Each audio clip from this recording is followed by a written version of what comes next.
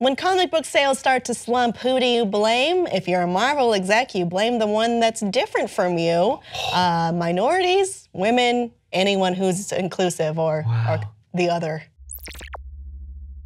So recently, there's been a little bit of a slump for Marvel Comics. Only 2 of their titles have made the top 10 recently. A lot of other comics publishers are coming into the scene, doing really well.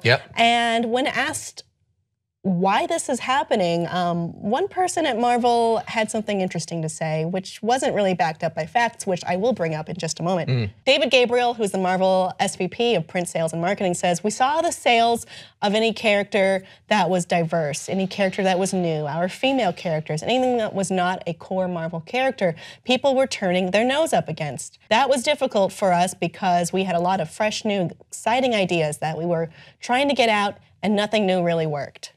I'm just sitting here like stewing in it. So it makes me so people mad. weren't pleased by that. And I do want to point out that that is patently untrue. Comic Book Resources crunched the numbers and found that Mighty Thor, starring Jane Foster as the female goddess of thunder, is Marvel's 2nd highest selling superhero title. Likewise, Invincible Iron Man, starring Riri Williams, it ranks in Marvel's top 10 bestsellers. Black Panther became the top selling comic of 2016. Not just the top seller among Marvel, the top seller, period, end of sentence, which would indicate that maybe diversity is not the problem.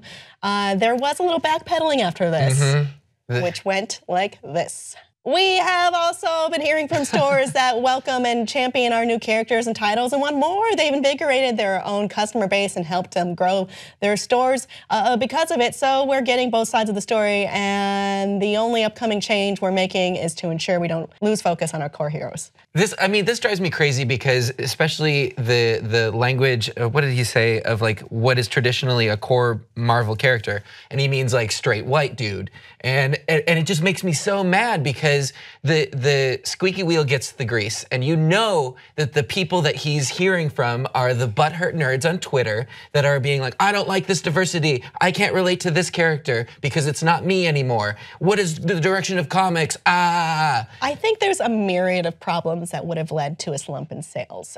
For one, comics are traditionally a very unforgiving market, and sometimes it's okay. Sometimes you're willing to point the finger at the thing that looks the most different to you, or the thing that is most different than what you are at your core. So that would be, oh, it's the female characters, it's the non-white characters, it's the non-straight characters. But really, there's a lot of things that could lead up to this. There is, you know, not every once in a while, constantly, comic books have this event that everything is different now. And we have Secret Empire, we have Civil War II, we have all these things constantly shifting all the time. And it's not necessarily because of these characters that you're noticing.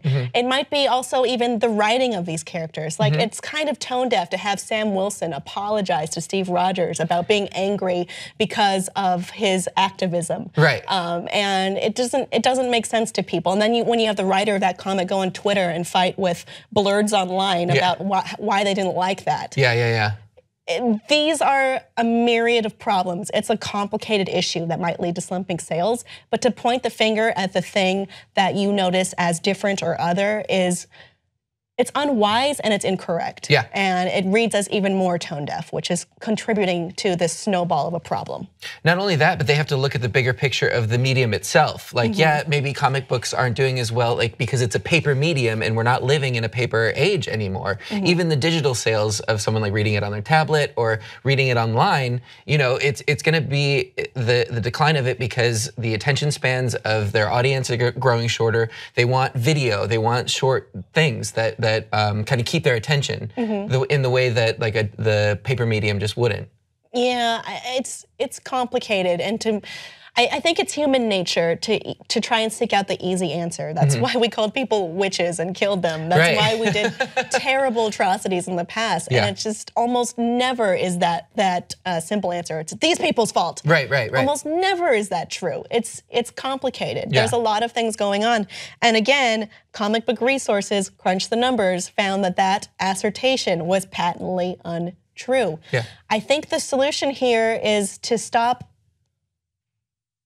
I mean, you want to do this right. Yeah. You want to celebrate your core characters, but you also want to create new things that are going to inspire people in the future. And not only that, but it's taking these great steps that they have in the past, and we're still not there yet. You know, there's still room for growth in including diverse characters in the comic books.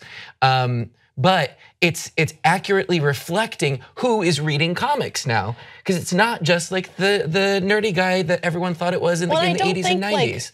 Yeah, and it's also like you can't also assume that straight white men only want to see straight white men. No, that's very true. Because we look at this like, oh, it's us versus them. It's not. Yeah. I mean, we look at people traveling through dimensions and time and space and shooting things with fire and psionic abilities.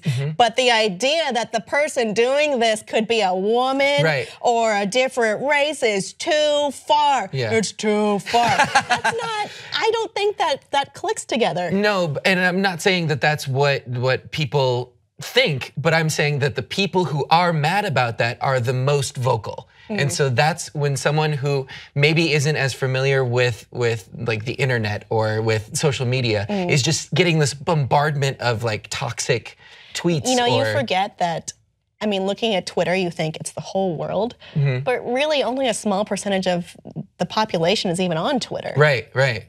Yeah, but I mean, forums or where, like, Sure. It's a senior vice president of marketing has to get their data somewhere. So whether they're looking on Facebook or Twitter or forums, or it's not word of mouth, you know, it's people expressing their opinions most of the time anonymously, and the people that are the loudest, unfortunately, have these weird beliefs or I mean, it's true among many ways. Yeah. There's usually a silent majority who is not incensed or angry or crazed or feeling a certain way about things, and then you cater to a group that maybe is not the majority of people or the majority of sentiment. Look at any Yelp page for any business.